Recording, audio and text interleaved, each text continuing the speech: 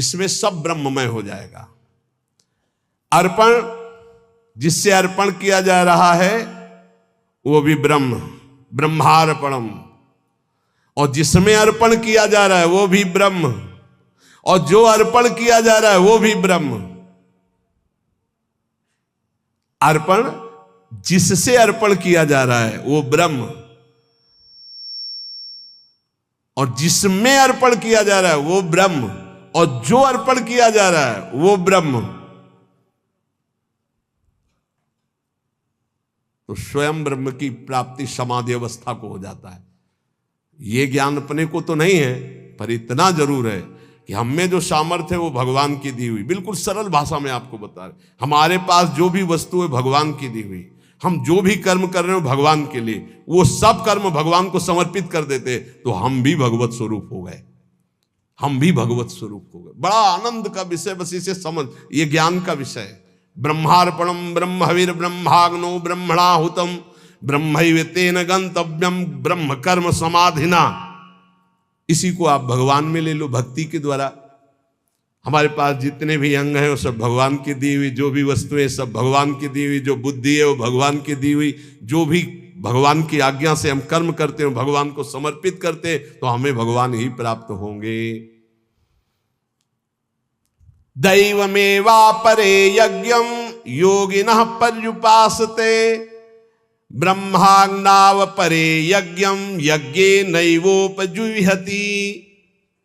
अन्य योगी लोग भगवद अर्पण यज्ञ का ही अनुष्ठान करते हैं, जो अभी बताया। दूसरे लोग योग ब्रह्म रूप अग्नि में यज्ञ के द्वारा जीवात्म स्वरूप से यज्ञ का हवन करते, ज्ञान एक भक्ति के द्वारा। देखो, दो में एक को तो अपनाना पड़ेगा, या तो ज्ञान के द्वारा देखो सब ब्रह्म स्वरूप, और या भक्ति के द्वारा। तीसरा कोई उपाय नहीं इसमें, नहीं, ये कर्म बंधन भोगना पड़ेगा, इसलिए हम बार बार कह रहे हैं। अच्छा, जैसे आगे चलकर फिर अर्पण करना नहीं होता।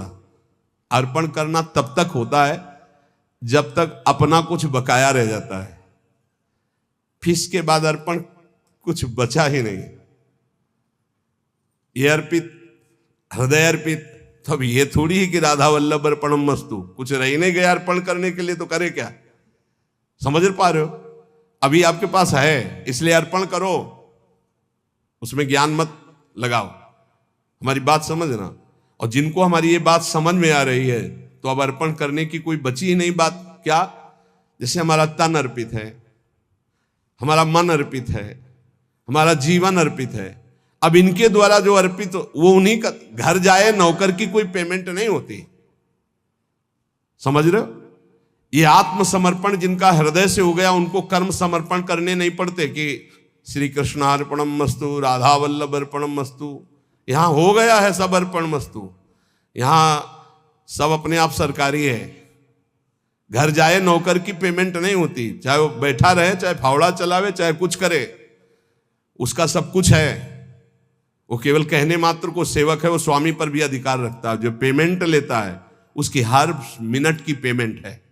तो जिसका अपना कुछ है, पति पुत्र परिवार शरीर अपना है, बच जाओगे यदि कर्म अर्पण करने वाली बात समझ में आ गई। नहीं, अवश्य में भोक्तव्यम कृतम कर्म शुभाशुभम। दोनों प्रकार के साधक बैठे हैं, एक अहम ग्रह और एक समर्पित। समर्पित साधक को अगर ये समझ में आ गया है कि अब मेरा कुछ है ही नहीं, तो आपको समर्पण की 84 जी का पाठ किया, राधा वल्लभ अर्पणम मस्तु। अब यहां कुछ अर्पणम मस्तु के लिए है ही नहीं। 84 जी गवाओ, चाहे हल्ला मचवाओ, जितना बोलेंगे वो सब आपकी बात बोलेंगे। हम हंसेंगे तो हमारा भजन होगा, हम चलेंगे तो हमारी परिक्रमा होगी, बात करेंगे तो आपके स्तोत्र होंगे, क्योंकि आपके सिवा हमारा कोई है नहीं। जिनकी ऐसी भावना आ चुकी उनको अर्पण करने की जरूरत नहीं है। समझ रहे हो? और जिनको ये है, हे परमात्मा, हे भगवान, तो फिर अर्पण कर देना, क्योंकि अभी दूरी है। वही अर्पण कर दें अपने आप को हमारे ऊपर, बस ये बात रह गई है। समझ पाए हो? अब हमारा तो हो चुका, जो कुछ होना है उनकी तरफ से अर्पण करना रह गया है। समझ में आ रही? हम जितने हैं जैसे हैं, बोले अधूरा अर्पण है, तो कह तो रहे हैं हम जितने जैसे हैं हो चुका हमारी तरफ से, अब अपनी तरफ से कर लियो। अधूरे समझ में आ रहे ना, तो पूरे कर लियो। बोले कुछ अर्पण है कुछ नहीं अर्पण है, तो सब अर्पण कर लो। अब हमारी तरफ से ऐसे हो चुका है, कोई परवाह नहीं।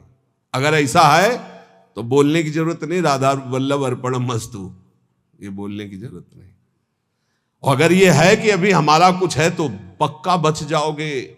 हर कर्म प्रभु को अर्पित कर दो। इसमें कह रहे दैव मयिवा परे यज्ञम योगिनः पर्युपासते ब्रह्माग्नाव परे यज्ञम यज्ञे नैवोपजुह्यति। एक है कि वो सब कर्म भगवान को समर्पित करते हैं, भगवान की सामर्थ्य से, भगवान के द्वारा दी वस्तुओं से भगवत कर्म हो रहे, भगवान को अर्पित। एक है ब्रह्माग्नाव परे यज्ञम यज्ञे नैवोपजुह्यति, ज्ञान के द्वारा। अब अपने अर्पणम मस्तु एक बार हो गई, अब बार बार नहीं होगी। गुरुदेव ने संकल्प करवा के तनुवांग मनोभिरमलय सोहम तवई आश। अब जैसे कोई आपसे कहे कि अधूरा अर्पण है इसीलिए अनुभव में नहीं आ रहा है, तो आपसे हम सलाह ले रहे हैं क्या? अगर गुरु जी कह दे और श्री जी कह दे तो उनसे भी कहना है कि जानते हो ना अधूरा है, आप भी जानते हो ना अधूरा है, तो पूरा कर लो। हमारा जितना होना था हो गया, आप कर, हमारी तरफ से अब काम खत्म। देख लो अंदर से बिल्कुल हम वो बात कहते हैं जो मुक्त होना है, श्री जी से मिल जाना है। अपने ऊपर रखोगे तो पूरी जिंदगी भर परेशान रहोगे, वो खेलते रहेंगे, तुम्हारी तरफ नहीं देखेंगे। जब जान लेंगे ना ये कि अभी हो गया इसका जितना होना था, तो वो अपना प्रोसेस शुरू कर देंगे। शुरू करो प्रोसेस, बिल्कुल तैयार। वही पूरा सूरा, हम जैसे भी हैं आपके हैं, वही हुआ पूरा सूरा, वही बलवान हो गया, वही पूरा हो गया। ऐसे ऐसे वही कर सकता है जिसने अपने तन वांग मनोभिरमलय सोहम तो विवाश्रिता, हम आपके आश्रित हैं। अब आप पूर्णता अपनी तरफ से कर लीजिए, हमारी पूरी जिम्मेवारी उनके हाथ है। हमारी का मतलब समझ रहे हो? जो पूर्ण रूप से ऐसे जिनका कुछ है उनके लिए कह रहे हैं कि या तो दो मार्ग, या तो ज्ञान के द्वारा सब ब्रह्म में, और या तो भगवान को अर्पित। श्रोत्रादीन इंद्रियाण्यन्ये संयमाग्निषुजुह्यति शब्दादीन विषयानन्य इंद्रियाग्निषुजुह्यति। कोई योगी लोग श्रोत्रादि समस्त इंद्रियों को संयम रूप अग्नि में हवन किया करते हैं, दूसरे योगी लोग शब्दादि विषयों को इंद्रिय रूप अग्नियों में हवन किया करते हैं। सर्वाणि इंद्रिय कर्माणि प्राण कर्माणि चापरे आत्म संयम योगाग्नो जुह्यति ज्ञान दीपति। कोई योगी संपूर्ण इंद्रियों को क्रियाओं में और प्राणों की क्रियाओं की ज्ञान से प्रकाशित आत्म संयोग में समाधि योग रूपी अग्नि में हवन किया करते हैं। कोई द्रव्य यज्ञास तपो यज्ञा योग यज्ञास तथा परे स्वाध्याय ज्ञान यज्ञाश्च यतया संसित व्रताः। कितने योगी जन हैं जो कठोर व्रत धारण करते हैं। कोई द्रव्यमय यज्ञ पैसे वाला यज्ञ करते, कोई तपमय यज्ञ करते, कितने योग यज्ञ करते हैं, कितने स्वाध्याय रूपी ज्ञान यज्ञ करते रहते हैं। अलग अलग ये सब साधनाएं भगवत प्राप्ति के लिए हैं। अपाने जुह्यति प्राणम प्राणे अपानम तथा परे प्राणापान गति रुद्ध्वा प्राणायाम परायणा अपरे नियताहारा प्राणान प्राणेषु जुह्यति सर्वेप्येते यज्ञ विदो यज्ञ क्षपित कल्मषाः। कुछ ऐसे योगी जन हैं जो प्राणायाम के परायण हुए, अपने अपान में प्राण का पूरक करके, प्राण और अपान की गति का रोक करके, कुंभक करके, फिर प्राण में अपान का हवन रेचक करके, अर्थात पूरक कुंभक रेचक, रेचक कुंभक पूरक, ऐसे प्राणायाम करते हैं। कितने सूक्ष्म आहार करके, जल लेकर के, कोई दूध लेकर, कोई ऐसे प्राणों का प्राणों में हवन करते रहते। ये सभी साधनाएं हैं, यज्ञों के द्वारा ये पापों का नाश करने वाले हैं। साधन इतने वर्णन किए गए हैं कि इनमें ज्यादा रुचि होती है। बोले 4 वर्ष से केवल पानी में, 10 वर्ष से केवल दूध में, 15 वर्ष से फलाहार, इनका बड़ा महत्व वर्णन संसार में होता है। और रात दिन प्रत्येक श्वास नाम में स्वाहा हो रही, ये सब यज्ञ वर्णन की है। लेकिन भगवान ने सबसे बड़ी यज्ञ कौन कहा है? यज्ञानाम जप यज्ञोस्मि। यज्ञों में सबसे बड़ी यज्ञ मैं हूं, जप यज्ञ। राधा राधा राधा। ना 1 रुपया का खर्चा है, और ना आप ये बोल सकते हो कि 10 वर्ष से पानी नहीं पी के रह रहे हैं या फलाहार करके रह रहे हैं। और इतनी बड़ी यज्ञ कि सब यज्ञ इससे छोटी है। यज्ञानाम जप यज्ञोस्मि। इस पर रुचि नहीं होती, क्योंकि आप इस पर ज्यादा पोस्टर बैनर नहीं छपवा सकते। अहम ज्यादा इसमें पुष्ट नहीं हो सकता, अहम नष्ट होता है इसमें। इतने प्राणायाम, इतने घंटे के समाधि, इतने दिन फलाहार, इतने ही जलाहार, इतने दुग्धाहार, ऐसा ऐसा ऐसा, वो सब आपके अहम में स्थित है। इसी अहम का ब्रह्म में लीन हो जाना सबसे बड़ी यज्ञ है, और वो होता है भजन के द्वारा। इसलिए सब बातें सुनना है। हमारी सबसे बड़ी यज्ञ है हर श्वास नाम में आहुति देना। राधा राधा राधा। संतों की वाणी पर दृढ़ विश्वास कर लो, भगवान अपनी बात झूठी कर सकते, संतों की नहीं। जब भीष्म जी ने भगवान को देखा, दासी रूप से द्रौपदी को लेकर हमारे पास आए और हमें छल से आशीर्वाद दिलवा दिया, सौभाग्यवती भव। तब कहा ठीक है, मुझे पता चल गया है कि मेरे प्रण का तो खंडन होगा ही, क्योंकि आप हो। आपने जब मैंने प्रण लिया 5 पांडवों को जीवित रहा तो मारूंगा, तो आपने सौभाग्यवती का आशीर्वाद दिलवा दिया। तो आज मैं गंगा पुत्र भीष्म आपके बल से प्रण लेता हूं कि आपने जो प्रण किया था कि महाभारत युद्ध में अस्त्र नहीं कहूंगा, तो मैं गंगा का पुत्र भीष्म नहीं कहलाऊंगा यदि कल तो आपसे अस्त्र ग्रहण न करवा दूं। भगवान ने कहा आपके लिए पर अपना प्रण तोड़ना है, मेरे लिए कोई खास बात नहीं।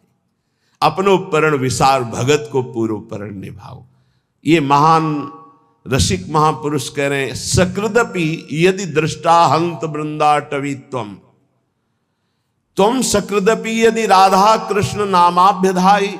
वृंदावन में आकर के यदि जय जय श्री राधे बोले या राधा कृष्ण नाम उच्चारण किया, सकृदपि यदि भक्त्या सन्नतस्त्वत् प्रपन्नो, भक्ति भाव से भरकर वृंदावन में एक बार प्रणाम कर लिया, एक बार लौट गए, तो ध्रुव महा, ध्रुव माने सत्य, आहा परम सत्य बात है, माम नो उपेक्षतासी।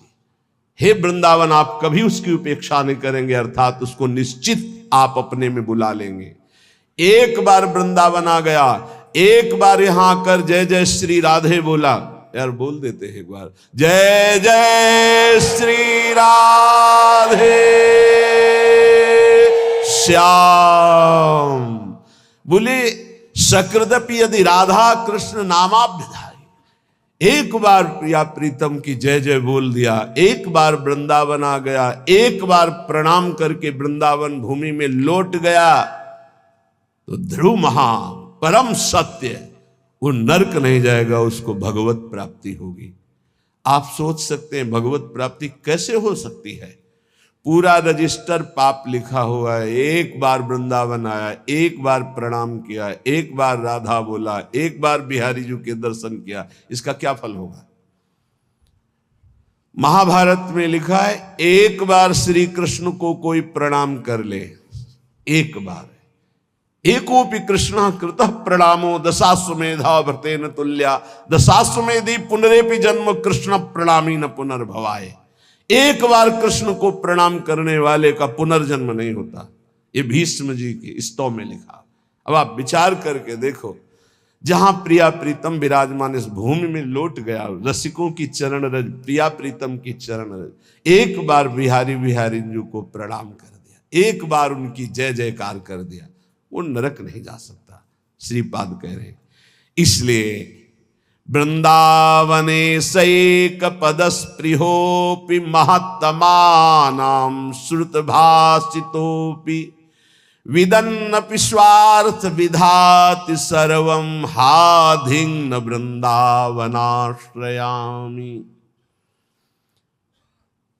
महापुरुषों के वचनों में भी तुम विश्वास नहीं करते हो, कैसा तुम्हारा जीवन है। कम से कम अन्य बातों पर विश्वास ना करो, महापुरुषों के वचनों में तो विश्वास कर लो। महत्तमानां श्रुत भाषितोपि, सुन रहे हो तुम, महापुरुष जन वचन बोल रहे हैं। वृंदावनेशैक पदस्पृहोपि, एक बार तो इच्छा कर लो ऐसे वृंदावन में आने की, जहां एक बार आने का, एक बार दर्शन का, एक बार जय जयकार का, एक बार प्रणाम का। ये भगवत प्राप्ति तुम बहुत दुर्लभ समझते हो। सबसे सरल है भगवत प्राप्ति, सबसे सरल। तो बोले बहुत बड़ी बड़ी तपस्याएं, बहुत कष्ट सहा जा रहा है, और आप कह रहे हैं बहुत सरल है। तुम्हें बाहरी दिखाई दे रहा कष्ट है, जो तप करता है उसे बड़ा सुख मिलता है। जो वैराग्यवान है उसको भोगी जन कष्ट देखते, लेकिन वैराग्यवान भोगी जनों को कष्ट में देख रहा है, कितने कष्ट में जल रहे हैं। तुम्हें वैराग्यवान कष्ट युक्त लग रहा है कि दिगंबर है या एक लंगूटी लगाए है, भूखा प्यासा है, उसको जो परमानंद है वो ब्रह्मा को भी नहीं है। वैराग्यवान को, फिर बोधवान को, फिर प्रेमी को तो बात ही क्या है। महत्तमानां श्रुत भाषितोपि, ये बड़े बड़े महापुरुष जो बोल रहे हैं उसे सुनो। जितने भी संबंधी हैं, जितने भी भोग पदार्थ है, जितना भी ऐश्वर्य है, ये परमार्थ को विध्वंस करने वाला है। परमार्थ को विदन्नपि स्वार्थ विधाति सर्वम हाधिं, धिक्कार है यदि आप अपने परमार्थ के नाश करने वाली क्रिया करते हो, परमार्थ के नाश करने वाली बातें देखते हो, सुनते हो, बोलते हो। तुम महापुरुषों की बातें सुनकर भी उनके आज्ञा में क्यों नहीं चलते हो? क्या आज्ञा? वृंदावने शैक पदस्पृहोपि, एक बार कदम बढ़ाओ ना सीधा वृंदावन की तरफ, और एक बार वृंदावन में आ जाओगे तो तुम्हारे जीवन का परिवर्तन हो जाएगा। पर धिक्कार है, ये सब बातें सुनकर भी भगवत प्राप्ति की इच्छा नहीं जागृत होती।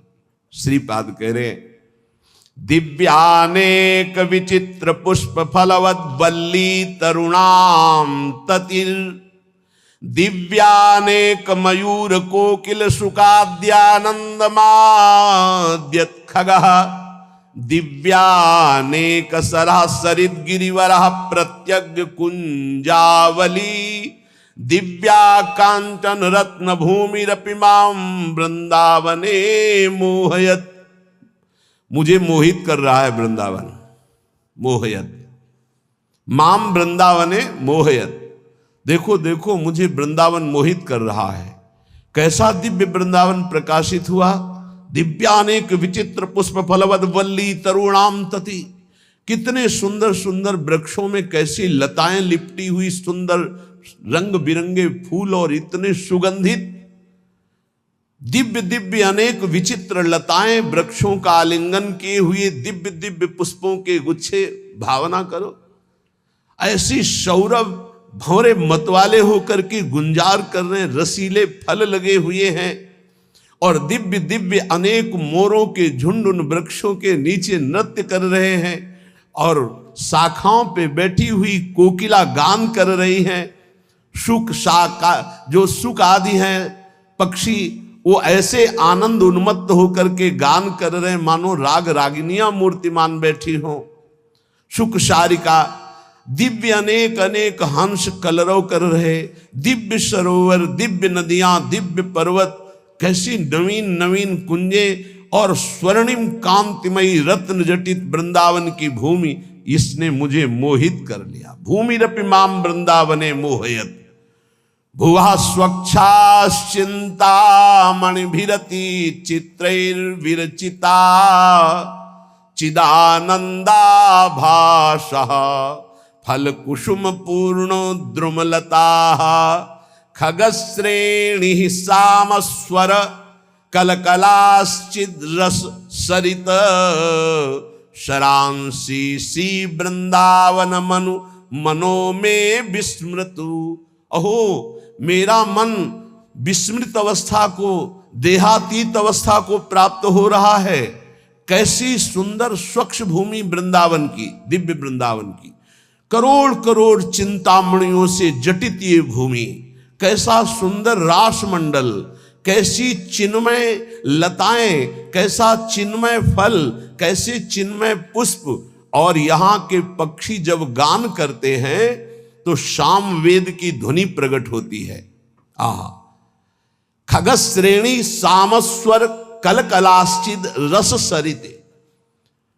अर्थात जो वृंदावन के पक्षियों की चहचहाट कलरव है, इनको जो श्रवण करता है तो चारों वेदों के पाठ का उसे फल मिल जाता है। धाम है, बड़ा दिव्य है।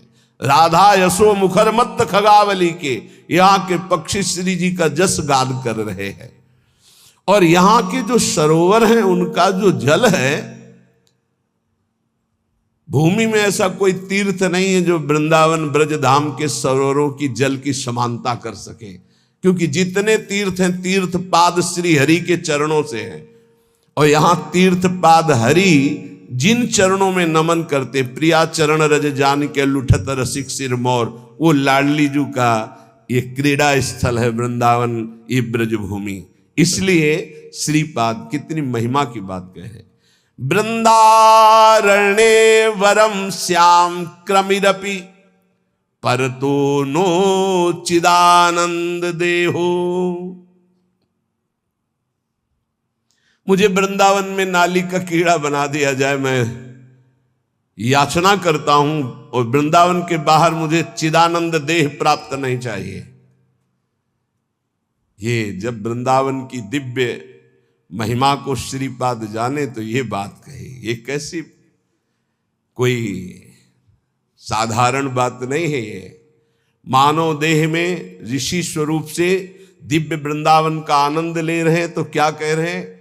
वृंदारण्ये वरम, मैं श्रेष्ठ मानूंगा। श्याम क्रमिरपि, यदि मुझे कीड़ा बना दिया जाए नाली का। परतरो न चिदानंद देहो, अन्यत्र मुझे चिदानंद देहधारी बना दिया जाए तो मुझे नहीं चाहिए।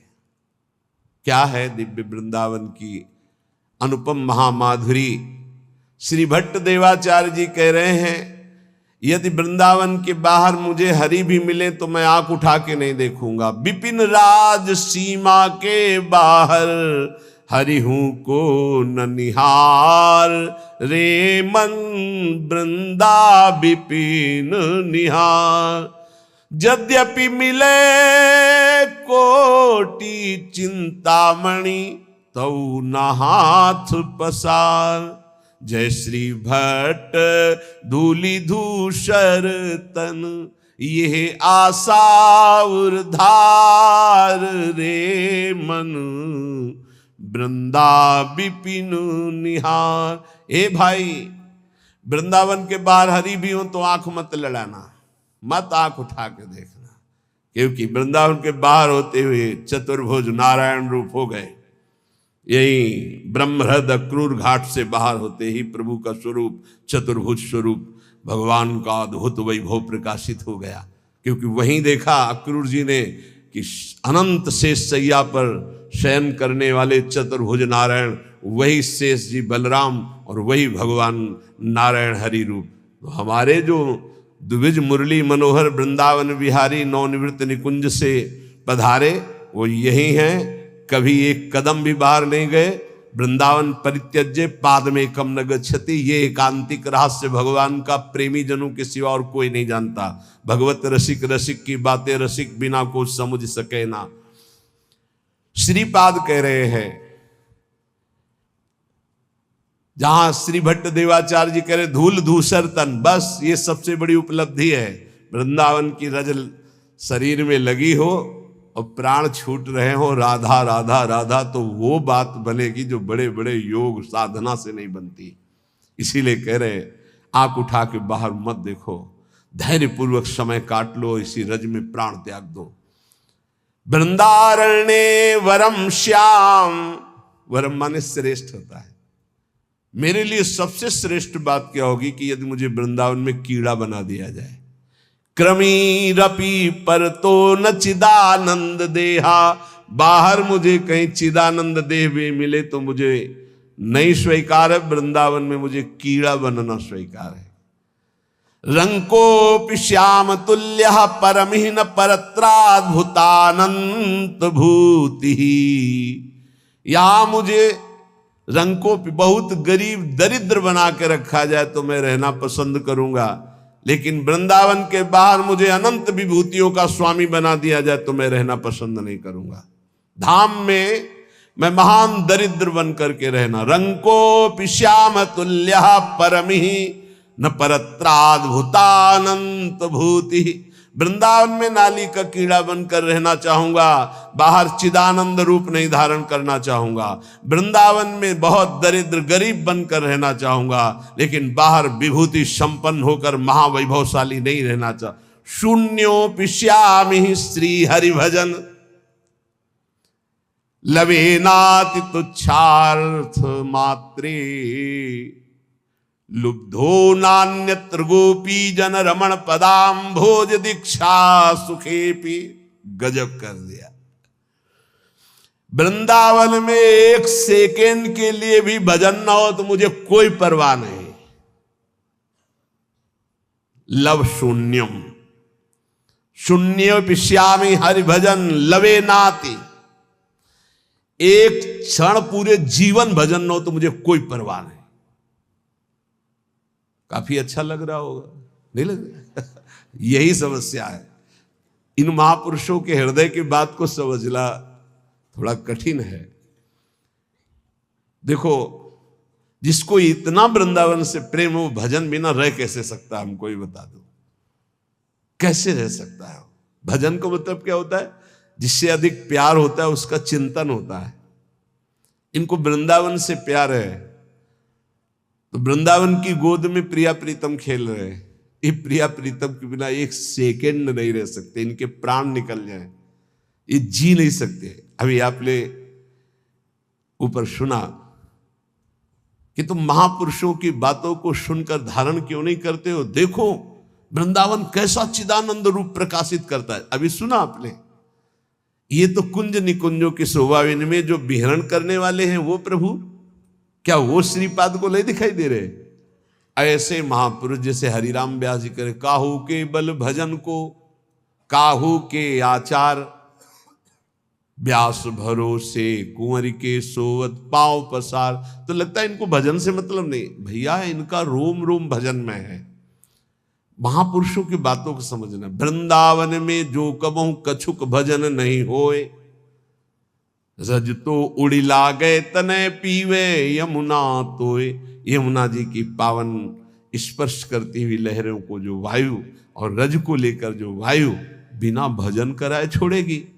चलत फिरत सुनियत यह श्री राधा वल्लभ लाल, ऐसे वृंदा विपिन में बसत रहो सब काल। ये 25-26 वर्ष पहले की बात कह रहे हैं। यहां हार्न नहीं बजा सकते थे आप, स्कूटी का या कार का हार्न नहीं बजा सकते। खिड़की खोलो, राधे बोलो, जो ए राधे मार्ग दीजिए, ऐसे। और जिससे पहला शब्द रिक्शा वाले से बात करना है तो राधे, वो उत्तर देगा तो राधे। धीरे धीरे प्रभाव बदल रहा है, आधुनिकता का ऐसा प्रभाव बदल रहा है। नहीं, ये देखा है, यहां हार्न नहीं दिया जाता था, यहां राधे राधे बुलाया जाता है। ये धाम है। धीरे धीरे वो जैसे हवा चलेगी तो फिर आएगी ना, तो आधुनिकता की हवा चली हुई, इतनी बाढ़ आ रही है आधुनिकता की कि नाम छूटता जा रहा है। ये धाम है। मथुरा में यहीं से केवल सीमा पार हो, मथुरा में जय श्री कृष्ण, वहां आपको सुनाई दे। वहां जय जय श्री राधे अगर कोई बोलेगा तो वृंदावन का होगा, जय श्री कृष्ण। ये केवल महामहिम धाम, इस महापरा विद्या राधा नाम की गूंज हो रही। यहां श्रीपाद कह रहे हैं, लव माने बहुत छोटा समय होता है, जीवन में लव भर भी भजन ना हो तो मुझे कोई परवाह नहीं। इसका मतलब समझ रहे हो? वृंदावनवासी का वास ही बहुत बड़ा भजन हो जाता है। भजन के 4 अंग हैं, नाम रूप लीला धाम। रूप का चिंतन नहीं हो रहा, नाम जप नहीं हो रहा, लीला चिंतन नहीं हो रहा, तो धाम में हो। 4 अंग हैं भजन के। अब जो धाम में उसे नाम अपने आप पकड़ लेगा। देखो वृंदावन का प्रभाव सुनो, ये भजन कराए बिना रह नहीं सकता आपको। हिया फिरे स्वार्थ आपने भजन गए फिरे बाह। उद्दंडता मत ले आना अपने मन में ये बात सुन करके। ये निष्ठावान महापुरुषों की जो चरम निष्ठा है, वो भजन की स्थिति ऊपर है, वो कर नहीं रहे, हो रहा है उनका भजन। वो उनकी स्थिति को समझना है। कह रहे लव मात्र हरि भजन ना हो तो भी मुझे कोई परवाह नहीं। नाली का कीड़ा बना दो, बाहर चिदानंद होकर नहीं रहना चाहता। वृंदावन में टुकड़े मांगकर जीऊंगा, गरीबी दरिद्रता से निवास करूंगा, पर बाहर विभूति संपन्न मैं महान वैभवशाली नहीं होना चाहता। वृंदावन में एक लव मात्र के समय का भी भजन न हो तो मुझे कोई परवाह नहीं, आजीवन वृंदावन अखंड वास करूंगा। अब जो आगे की बात कह रहे हैं बहुत होश से समझना है, नहीं तो गड़बड़ हो जाएगा। कह रहे हैं लुब्धो नान्यत्र गोपी जन रमण पदाम्भोज दीक्षा सुखेपी तुच्छार्थ मात्रे। तुच्छार्थ कहते हैं भोगों को, तुच्छ अर्थ जिनका निकलता भोग। यदि मेरे हृदय में तुच्छ भोगों की लालसा जागृत है तो भी मैं वृंदावन में ही रहूंगा। उसका अर्थ दूसरे रूप में, अगर उसको भावार्थ में लिया जाए तो मैं विषयी होकर वृंदावन में रहना पसंद करूंगा, भजनानंदी बनकर बाहर नहीं। मैं दरिद्र होकर वृंदावन में बसना पसंद करूंगा, वैभवशाली होकर बाहर नहीं। मैं नीच कीड़ा बनकर रहना पसंद करूंगा, चिदानंद देह नहीं। और कह रहे हैं लुब्धो नान्यत्र, मैं कहीं लुब्धायमान नहीं हो सकता। अगर कोई कहे कि गोपी जन रमण के पाद पद्मों की प्राप्ति में बाहर तुम्हें करा देता हूं, आ जाओ, तो मैं कदापि नहीं जाऊंगा, यहां विषयी बनकर रहना पसंद करूंगा।